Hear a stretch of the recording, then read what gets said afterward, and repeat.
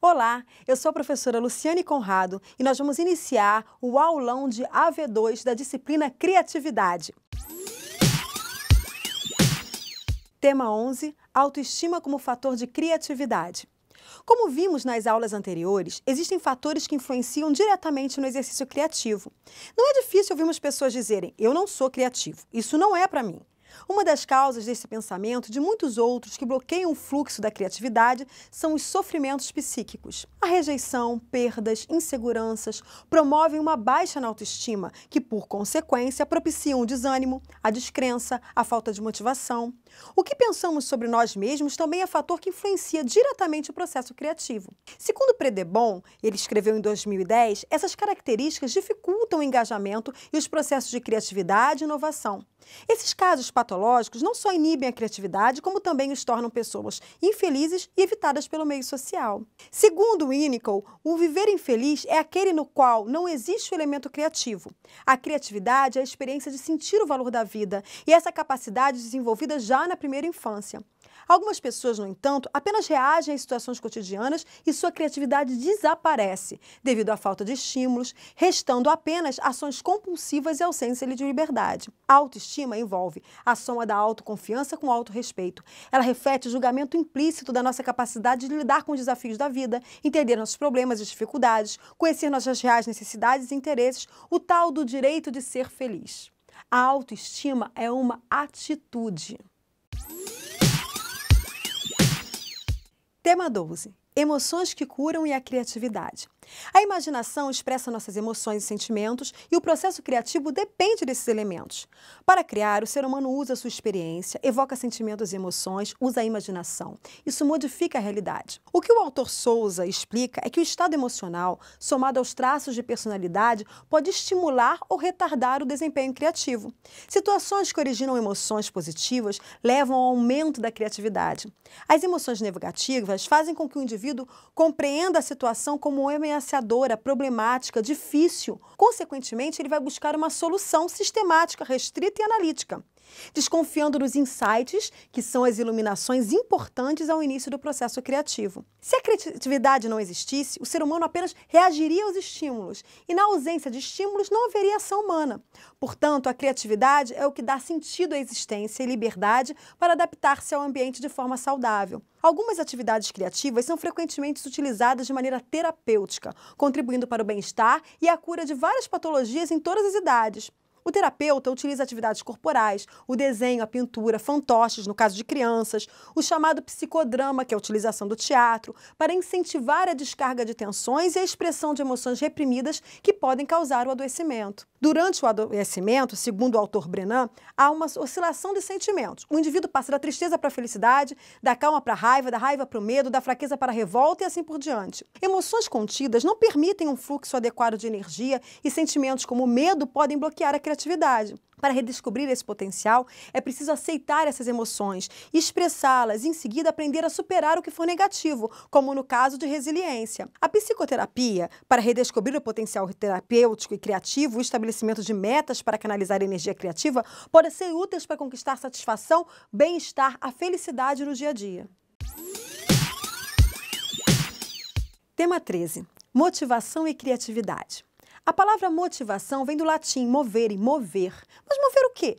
Mover um indivíduo em direção à ação. As ciências humanas, a psicologia, as ciências sociais, a neurolinguística falam da motivação como condição do organismo que influencia a direção, orientação para um objetivo do comportamento. Em outras palavras, é o impulso interno que leva à ação. Assim, a principal questão da psicologia da motivação é o porquê do indivíduo se comportar de determinada maneira. O estudo da motivação comporta a busca de princípios gerais que nos auxiliem a compreender a razão pelas quais os seres humanos e os animais, em determinadas situações específicas, escolhem, iniciam e mantêm determinadas ações. Muitas organizações têm sido administradas com base em conceitos equivocados sobre as pessoas e suas motivações básicas. Algumas das ideias erradas sobre a motivação das pessoas. Vamos ver. A motivação como um combustível que pode ser injetado no sistema. Para restaurar o nível de motivação, basta levar o pessoal periodicamente ao posto de abastecimento. Que posto? Palestras, seminários sobre motivação, campanhas motivacionais, apelos, exortações para que vistam a camisa. Estas atividades não são em si desprovidas de importância, mas tornam-se inúteis se as empresas também continuarem intactas nas suas práticas gerenciais, processos e estruturas que impedem as pessoas de fazer um trabalho bem feito. A motivação como uma reserva de valor pessoal que pode ser comprada em parcelas. Para restaurar o nível, basta sacar o talão de cheques, participação nos lucros, prêmios, gratificações e outras formas de recompensas monetárias. É claro que o dinheiro tem uma grande importância na vida das pessoas.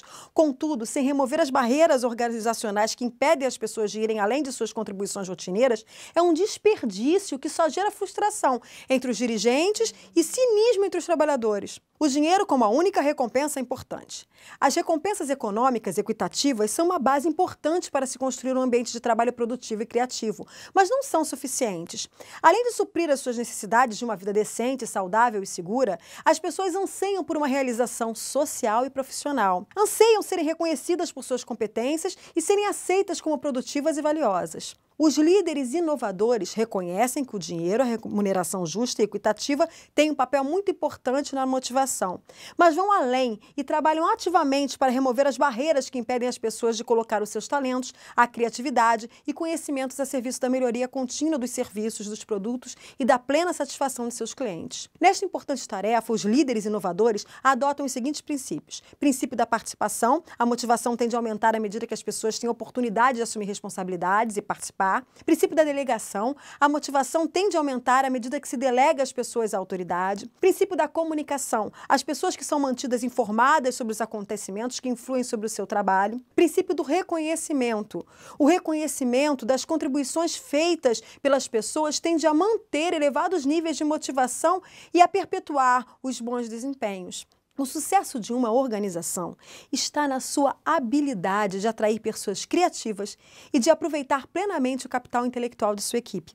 Para isso, ela tem de se tornar um ambiente em que as pessoas criativas tenham oportunidade de desenvolver e aplicar os seus talentos. O sucesso pessoal está ligado à nossa capacidade de superarmos as dificuldades, entender nossos bloqueios, buscar algo novo, desenvolvendo o potencial criativo.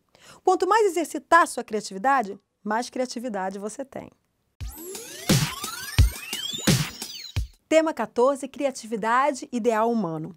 Veja o que os outros não veem. O ser humano precisa de foco e objetividade para lidar com as questões cotidianas, já que o tempo está cada vez mais escasso. O pensamento lógico é útil para resolver questões simples que demandam respostas prontas e consolidadas. Diante de situações complexas, no entanto, é preciso pensar criativamente e ter ideias originais. Isso significa que a conquista de metas e objetivos passam necessariamente pela capacidade de criar. Pessoas criativas mantêm um alto padrão de inovação e são necessárias para a evolução da sociedade. Segundo Maslow, em Pritebon, o homem criativo não é o homem comum ao qual se acrescentou algo. O homem criativo é o homem comum do qual nada se tirou. Essa situação reafirma a natureza criativa do ser humano e a influência de fatores externos que podem inibir a expressão da criatividade. Para Paulo Freire, o ser humano foi feito para transformar o mundo. É dotado de possibilidades inesgotáveis e encontra-se sempre aberto ao aperfeiçoamento. Porém, encontra-se uma tensão, ao mesmo tempo em que é livre para imaginar, também precisa estar adaptado a uma realidade. O ideal humano é o equilíbrio entre essas duas dimensões, onde a criatividade significa a liberdade de enxergar novas perspectivas e transformar a realidade. Tema 15. Na abordagem da ciência da administração, Karloff define criatividade como a capacidade de integrar elementos discretos de conhecimento em formas inovadoras, a fim de gerar combinações até então desconhecidas. Essas combinações são o que denominamos de inovação. E as organizações inovadoras, o que são? Lemos em nossa bibliografia base, em nossos estudos dirigidos, que as organizações inovadoras são definidas como aquelas que introduzem novas tecnologias ou técnicas de gerenciamento a produtos, serviços e processos, mais cedo e com mais frequência do que seus competidores. Aqueles que pensam fora da caixa dão um salto na frente. Entre os autores estudados, vemos que Stancer reconhece que a criatividade e a inovação são processos conjuntos, partindo das mentes individuais, através de pequenos grupos e grandes organizações e sociedades, e de volta, novamente, às mentes individuais. Então, pode-se afirmar que não existe inovação sem criatividade, nem criatividade sem estímulo ao desbloqueio e ao desenvolvimento do processo criativo.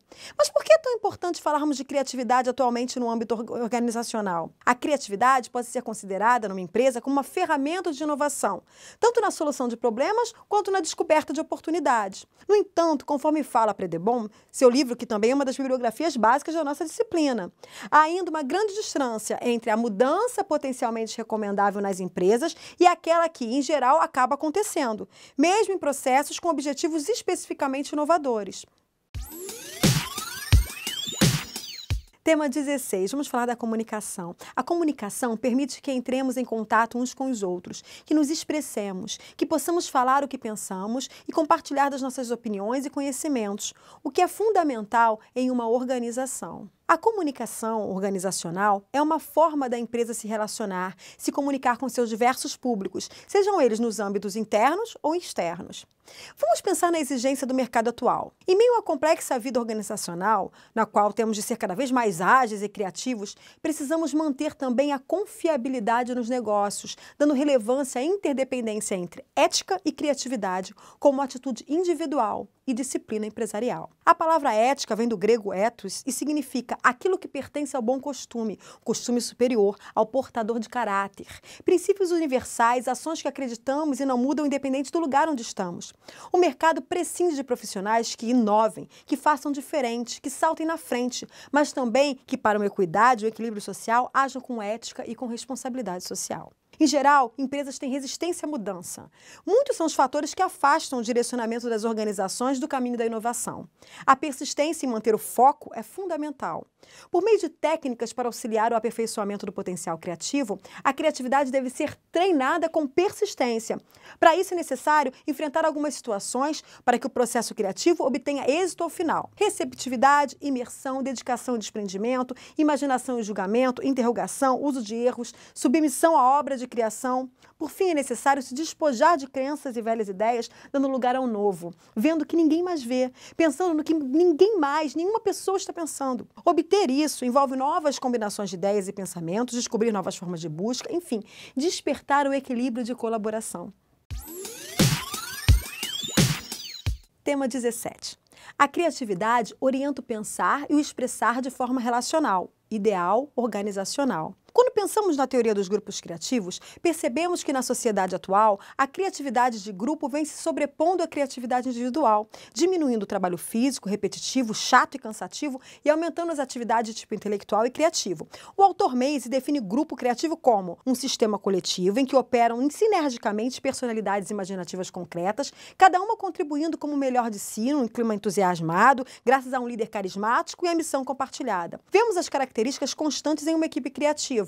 Individualmente, as pessoas do grupo estão focadas em um ideal comum. Os membros do grupo têm uma forte motivação à atividade criativa e realizadora, habilidades elevadas por um forte compartilhamento emotivo, diversidade de interesses e experiências, miscigenação de experiências no nível do grupo. O grupo no seu conjunto. Aspecto emergente tem a preeminência de um líder, um fundador, capaz de uma dedicação quase heróica ao objetivo. Convivência pacífica dos membros, equilíbrio de natureza afetiva e profissional, capacidade interdisciplinar, complementaridade e afinidade cultural. O pensamento criativo do indivíduo, com suas operações cognitivas e conhecimentos armazenados, irá estabelecer novas conexões entre as ideias. Como atuamos em rede, nossos pensamentos também serão estimulados e influenciados por outros contextos sociais e trabalhos em grupos.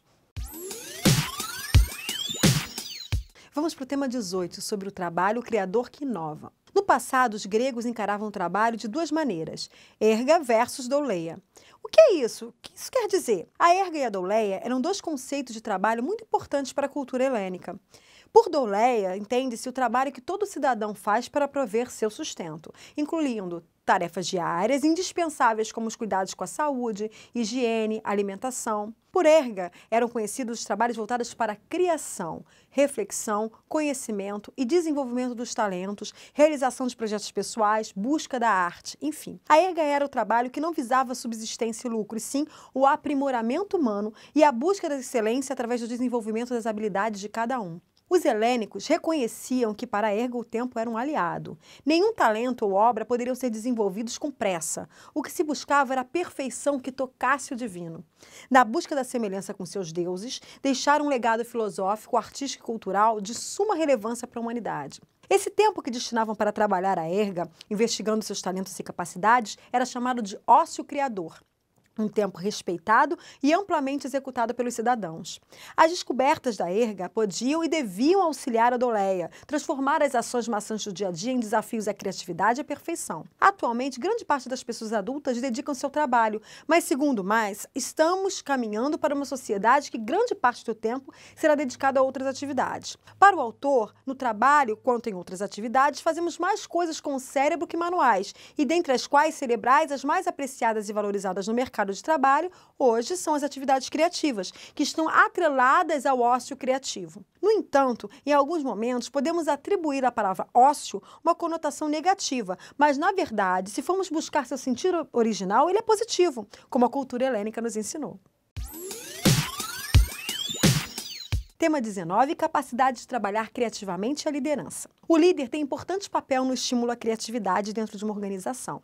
Liderança é o processo de exercer influência sobre um indivíduo ou um grupo nos esforços para a realização de um objetivo em determinada situação. O líder que atua apenas impondo seu poder, sua autoridade de forma coercitiva, desmotiva sua equipe e não abre espaço para uma geração de ideias, bloqueia a criatividade dos membros do grupo. Mas o líder que consegue abrir espaço para os liderados exercerem suas competências, seus talentos, deixarem fluir suas ideias, poderá ter uma equipe inovadora e satisfeita. Quais os desafios do líder?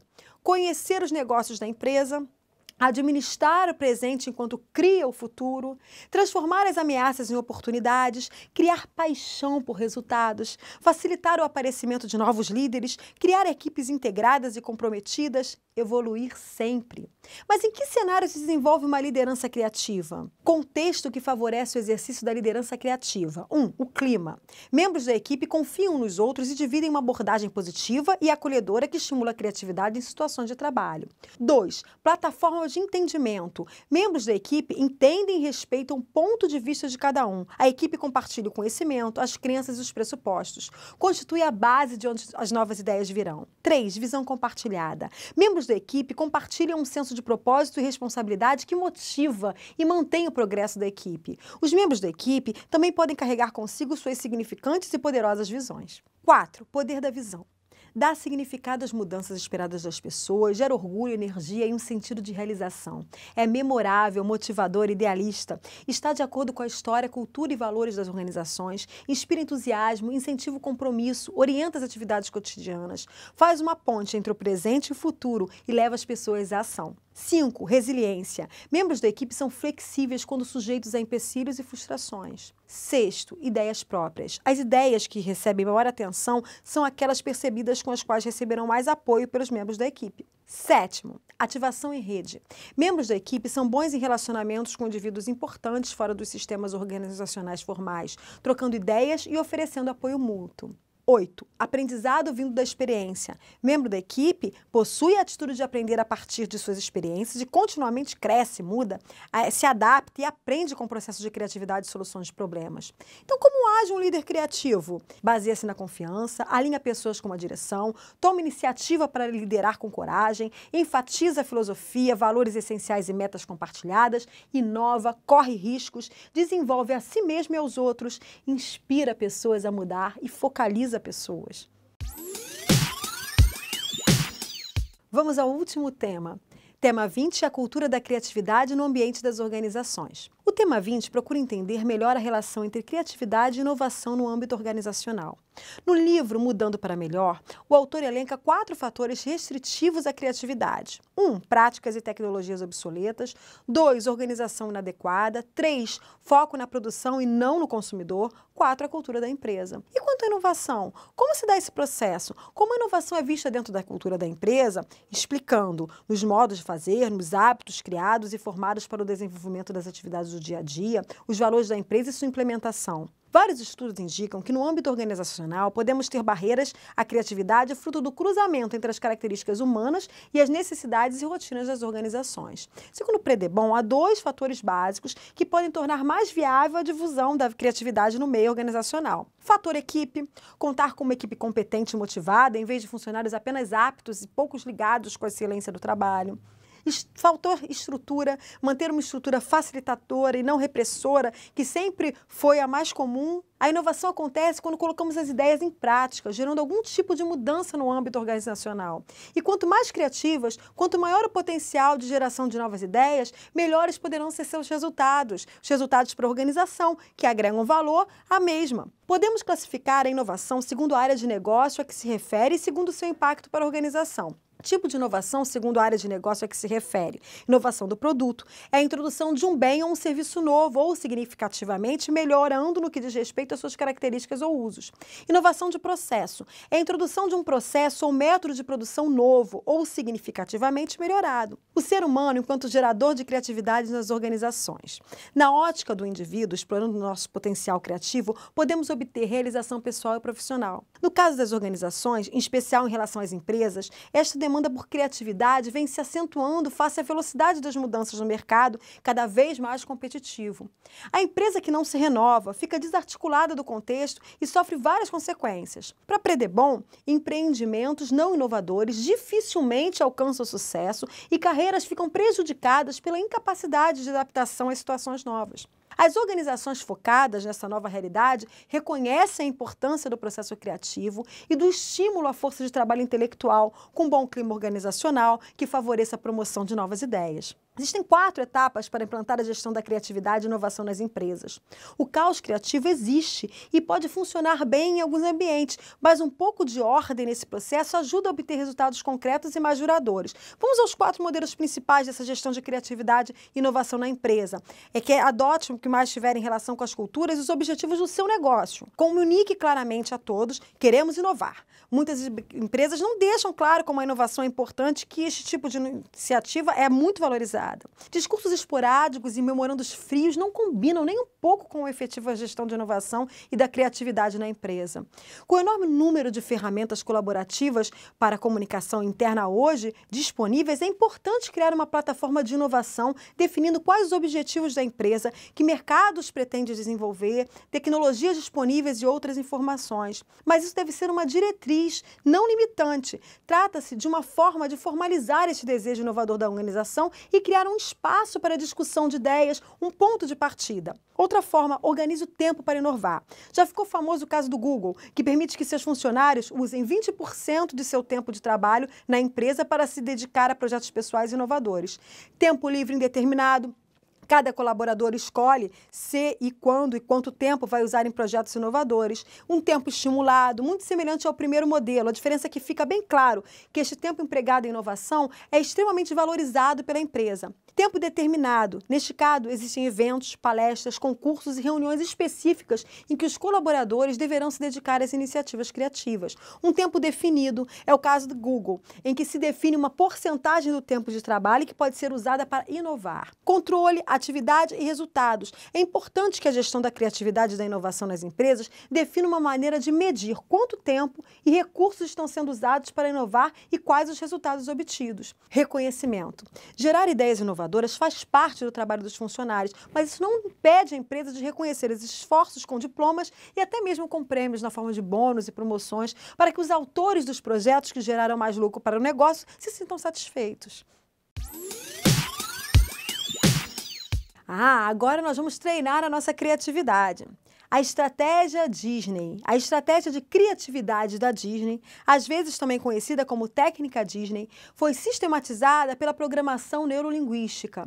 É uma forma de organizar o pensamento para melhorar a capacidade de alcançar metas ou sonhos. Nessa técnica, você submete a sua grande ideia ou seu plano perante 3 estilos diferentes de pensamento, para assegurar de que a ideia ou plano está abrangente, realista e tem base. Nosso empreendimento ou ideia tem potencialidade? São exagerados? Nós podemos adequá-los? Para objetivar e passar dos planos da ideia, o desenvolvimento da criatividade para a ação, a estratégia foi idealizada por Todd Spin e Robert Dilts, os 2 caras que incentivaram a PNL e pensaram na PNL no oeste dos Estados Unidos. Eles moderaram o método utilizado por Walt Disney para transformar as suas ideias em realidade, especialmente na forma de seus filmes e desenhos animados. Eles reconheceram que Disney usou 3 tipos de pensamento: sonhar acordado ao fantasiar, planejar e ser crítico, crítico construtivo. Conforme as palavras de um dos parceiros da Disney, havia na realidade 3 diferentes Walt Disneys: o sonhador, o realista e o desmancha-prazeres. Você nunca sabia qual deles viria para a reunião. O Walt Disney usava e coordenava sua imaginação. O sonhador traduzia metodicamente suas fantasias em formas tangíveis, o realista, e aplicava seu julgamento, o crítico. As 3 perspectivas do processo criativo de Walt Disney: o sonhador, aquele que sonha alto, dá asas à imaginação, sem medo, inibições e censura, tudo é possível, o céu é o limite. O realista, aquele que faz as coisas acontecerem, pensa de maneira construtiva e sabe como planejar, estabelecer prazos e metas, definir responsabilidades e dimensionar recursos. O crítico, aquele que se concentra no que pode dar errado e sempre encontra furos nas ideias e nos planos. Ele é essencial, pois sabe como localizar as falhas e possibilita a tomada de ações preventivas para eliminar as causas de problemas potenciais. Você os reconhece? Provavelmente sim. Não somente em si mesmo, mas também em outras pessoas. Cada um de nós traz dentro de si o sonhador, o realista e o crítico. Algumas pessoas são naturalmente mais inclinadas para um destes perfis do que para os outros, mas isso é bom, pois todas essas 3 habilidades mentais são necessárias. Muitas pessoas também fazem isso. A diferença sobre a abordagem que Disney utilizou é que ele submetia as suas grandes ideias a esses estilos sequencialmente, enquanto a maioria das pessoas usa todos os 3 estilos ao mesmo tempo, produzindo um pensamento obscuro, confuso e embaralhado, que frequentemente resulta no abandono das grandes ideias. Você pode usar a estratégia do Disney à vontade. Vamos treinar? Pense em alguma ideia que você tenha e escreva separadamente em 3 tópicos. 1. Tudo o que você sonha. Descreva suas fantasias com relação à ideia, em pormenores, dê asas à sua imaginação. 2. Descreva agora a realidade da ideia, todo o contexto que ela se insere, procure entender tudo que está à volta dela, enumere as circunstâncias, o que você tem para realizá-la. 3. Agora cruze as informações e critique sua ideia no item fantasia. Tendo tudo que escreveu no item 2 na sua mente, pense dentro dessa realidade como o item tal da minha ideia pode se realizar, por que não vai se realizar. Agora vamos para a estratégia Leonardo da Vinci de criatividade. Cenógrafo, produtor de eventos, pintor, escultor, desenhista, cientista, inventor, engenheiro, arquiteto e músico. Leonardo da Vinci estudou e expandiu o conhecimento humano em diversas áreas. Suas anotações incluem reflexões sobre astronomia, anatomia humana, ótica, técnicas de pintura, matemática e até mesmo voo dos pássaros e voo humano. Não há dúvidas que Leonardo da Vinci possuía uma visão e entendimento de mundo que estavam séculos à frente de seu tempo. Contudo, embora possa não parecer, Leonardo não nasceu um gênio, nem teve uma educação que a gente pode entender como formal. Ao longo de sua vida, ele precisou criar e aprimorar diversas técnicas que possibilitassem a expansão da sua mente, tornando uma pessoa mais criativa e inteligente. Diversas dessas estratégias desenvolvidas por Da Vinci ficaram registradas em suas anotações, em seus cadernos. Suas anotações não constituíram artigos acadêmicos formais, mas anotações provindas de um senso astuto de observação. Seus estudos foram depois reunidos. Sua técnica de anotar perguntas e curiosidades e fazer analogias podem ser utilizadas por pessoas normais, eu, você, com muito sucesso. Em seu livro Cosmografia do Microcosmo, Da Vinci descreve a seguinte passagem: da mesma forma que o homem tem ossos que suportam e estruturam a carne, a terra possui rochas que suportam o solo. Da mesma forma que um homem carrega um lago de sangue na qual os pulmões inflam e desinflam na respiração, o corpo da terra possui oceanos que aumentam e diminuem a cada 6 horas na respiração cósmica. Como as veias emanam do lago de sangue e são ramificadas pelo corpo humano, da mesma forma os oceanos enchem o corpo da Terra com uma infinidade de veias de água. Talvez, aos olhos despercebidos, você não consiga notar a importância dessa passagem. Contudo, ali Da Vinci está alavancando seu potencial criativo através da utilização de analogias. Como fazer o que estudiosos e autores chamam de estratégia Leonardo da Vinci de criatividade? Com isso em mente, e ao estudarmos essas e outras estratégias de Da Vinci, Robert Dilts publicou o livro A Estratégia da Genialidade, onde descreve em mais detalhes uma estratégia criativa utilizando as analogias. Para iniciar o processo, é necessário que você escolha 1. Uma área do conhecimento que você tenha domínio. 2. Um projeto que você está trabalhando atualmente e no qual é necessário um certo nível de criatividade. Escolha uma das duas coisas. É importante colocar aqui que o tema do seu projeto e a área do conhecimento não precisam estar relacionadas. Na realidade, é até melhor que elas estejam afastadas. Passo 1. Estabeleça 3 critérios essenciais que fazem parte do seu projeto. Bom, se eu desejo publicar um livro, por exemplo, eu penso que 3 dos critérios que eu preciso fazer são escrita do livro, escolha da capa e campanha de marketing. Passo 2. Faça uma analogia sobre o que esses 3 critérios seriam dentro do tema que você escolheu. Certo? Então, como próximo passo, eu preciso fazer uma analogia de cada um dos critérios do meu projeto com o meu tema escolhido para o livro. Meu livro, O Ator em Cena. Então, na minha cabeça, a relação seria: dentro das artes cênicas, a escrita do livro seria como o ator, já que essa é a parte mais básica e essencial do processo. Sem ele, meu objeto maior de reflexão, nada mais pode existir. Nas artes cênicas, a escolha da capa seria expressão do ator, sua silhueta, expressão corporal, rosto, pois da mesma forma que a capa representa meu livro como um todo, o ator em cena no palco agindo é representação de todos os seus pares. Marketing. No teatro seria como a plateia. Depois, da mesma forma que no palco o ator deve encantar, projetar suas intenções para um público-alvo, criar ações físicas que desenvolvam prazer e fruição em uma comunidade determinada, o marketing do meu livro deve criar estratégias reconhecendo atitudes, posturas dos segmentos que quero atingir, estimulando a divulgação do meu produto. É importante perceber nesse momento que você pode não estar realizando as mesmas conexões que eu estou fazendo. Para você, cada um dos tópicos que eu escolhi poderiam ser coisas completamente diferentes. Contudo, esse é um processo individual, sendo que as outras pessoas não precisam entender necessariamente de onde você está tirando cada uma das suas conexões. Então, vamos para o passo 3.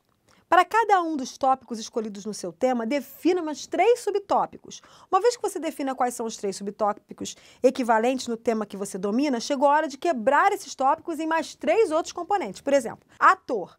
Para a arte do ator é importante texto, estrutura espacial, interação. Expressão, corpo, ação, rubrica. Plateia, recepção, conexão, empatia. 4. Realize o processo reverso, fazendo analogia do que cada subtópico representaria no seu projeto atual. No item 1, escrita do livro, elaboração dos conhecimentos textuais sobre o ator, definição da estrutura do livro, técnicas de interação com o leitor. No item 2, escolha da capa, imagem, movimento, layout. No item 3, marketing, atração, persuasão e desejos.